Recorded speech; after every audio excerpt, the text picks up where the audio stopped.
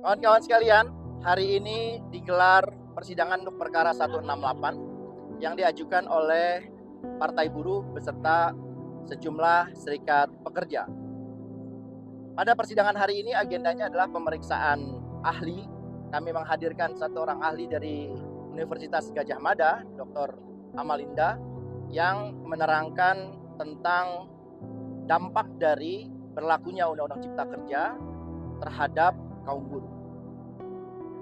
Keterangan dari ahli kami hari ini mendapatkan perhatian serius dari majelis hakim yang ditandai dengan mayoritas hakim bertanya atau mengajukan pertanyaan, sedangkan dalam banyak perkara yang lain biasanya hanya 1-2 hakim. Tadi itu lebih banyak hakim yang bertanya daripada yang tidak bertanya. Ini menandakan bahwa ada keseriusan dari mahkamah untuk menyikapi permohonan kami. Nah, ini yang diminta oleh mahkamah pada persidangan berikutnya, yaitu tanggal 17 Juli. Kami akan menambahkan 1 orang ahli dan 4 orang saksi untuk memperkuat dalil dan argumen yang kami tuangkan di dalam permohonan kami. Hanya saja tadi ada yang menarik, satu hal yang saya lihat adalah dari kuasa hukum Presiden yang seolah-olah menganggap bahwa ahli kami tidak atau belum membaca keseluruhan permohonan. Justru yang terjadi adalah sebaliknya, bahwa isu yang dipertanyakan oleh kuasa hukum Presiden itu sebetulnya keliru. Jadi yang tidak memahami atau tidak mempelajari permohonan kami justru dari kuasa hukum Presiden yang menganggap misalnya untuk perjanjian kerja waktu tertentu atau PKWT itu dinyatakan dalam undang-undang yang sekarang tetap diatur jangka waktu dan periode waktunya. Padahal tidak ada.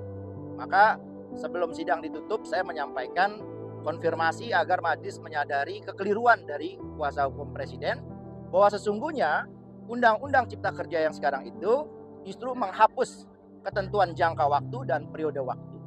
Di Undang-Undang Ketenagakerjaan ada periode pertama 2 tahun, periode kedua paling lama 1 tahun, periode ketiga 2 tahun sehingga secara akumulasi 5 tahun. Nah yang sekarang sudah nggak ada lagi. Kalaupun dia diatur, levelnya diturunkan dari level pengaturan di undang-undang menjadi pengaturan di peraturan pemerintah, di PP. Pengaturan suatu norma ketika diatur di dalam peraturan yang lebih rendah, maka daya lindungnya terhadap pekerja buruh itu semakin rendah juga. Jadi yang tadi dilindungi oleh undang-undang, sekarang diatur pengaturannya dalam PP. Nah itu yang kami pertegas. Oleh sebab itu majelis meminta sebaiknya di persidangan berikutnya ahli bisa yang kami hadirkan itu bisa menjelaskan perbandingan antara Undang-Undang Ketenagakerjaan dengan Undang-Undang Cipta Kerja. Pada bagian mana, karena ini uji material, pada pasal-pasal mana buruh dirugikan oleh aturan yang baru. Hak-hak yang mereka terima di Undang-Undang Ketenagakerjaan hilang atau berkurang secara drastis di Undang-Undang Cipta Kerja. Itu pokok-pokok dari proses persidangan hari ini yang kita akan lanjutkan nanti di tanggal 17 Juli 2024. Tanggal 17 menghadirkan 1 orang ahli dan 4 orang saksi, antara lain 1 adalah dari ILO Governing Body, lalu kemudian dari pimpinan serikat pekerja yang buruh-buruhnya mengalami persoalan akibat Undang-Undang Cipta Kerja, upah yang semakin kecil, lalu kemudian soal perjanjian kerja waktu tertentu yang bermasalah, outsourcing yang semakin merajalela dan seterusnya. Dan yang ketiga dan keempat adalah 2 orang saksi dari pekerja buruh langsung yang mengalami kerugian akibat berlakunya Undang-Undang Cipta Kerja.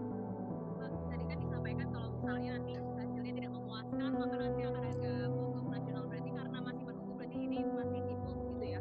Partai buruh dan para serikat buruh pasti akan punya agenda ya setelah apabila permohonan tidak dikabulkan. Tapi kami belum sampai pada kesimpulan itu, mengingat perlu dipahami oleh kawan-kawan, permohonan uji material hari ini tidak bisa dilepaskan dari permohonan uji formil yang dulu pernah dinyatakan inkonstitusional bersyarat. Dalam pengajuan uji formil itu sebagian hakim sudah menyatakan secara tegas klaster ketenagakerjaan memang sebaiknya dikeluarkan dalam Undang-Undang Cipta Kerja. Para hakim yang berpendapat demikian dalam uji formil tentu tidak bisa menarik perkataannya, pendapatnya di uji material. Setidaknya kita sudah punya modal dari sejumlah hakim yang dulu mengatakan bahwa memang ini nggak benar, kira-kira gitu. Sebagian hakim yang lain yang dulu itu memutus inkonstitusional bersyarat, justru hakim-hakim yang progresif. Hakim yang sejauh ini keberpihakannya kepada rakyat kecil termasuk kelas pekerja itu cukup teruji. Oleh sebab itu, kami masih punya keyakinan Mahkamah akan mengabulkan seluruhnya petitum yang diajukan oleh Partai Buruh dan para serikat pekerja buruh. Dan di dalam permohonan kami ini adalah permohonan yang paling lengkap dan selalu dibedakan perkaranya dengan pemohon lain. Selain Partai Buruh, uji material Undang-Undang Cipta Kerja ini diajukan juga oleh sejumlah pemohon yang selalu perkaranya digabung karena mereka punya kemiripan, berbeda dengan pengujian oleh Partai Buruh. Pertama adalah perbedaannya terletak pada jumlah permohonan yang diuji. Sepanjang Mahkamah Konstitusi berdiri sampai hari ini, permohonan yang paling tebal, permohonan yang paling banyak petitumnya, paling lengkap, paling detail uraiannya adalah perkara 168 Partai Buruh. Itulah yang membuat majelis merasa perlu mendalami atau mengeksplor lebih banyak karena petitumnya ada 71, materi isu yang dibahas ada 7. Itu cukup banyak.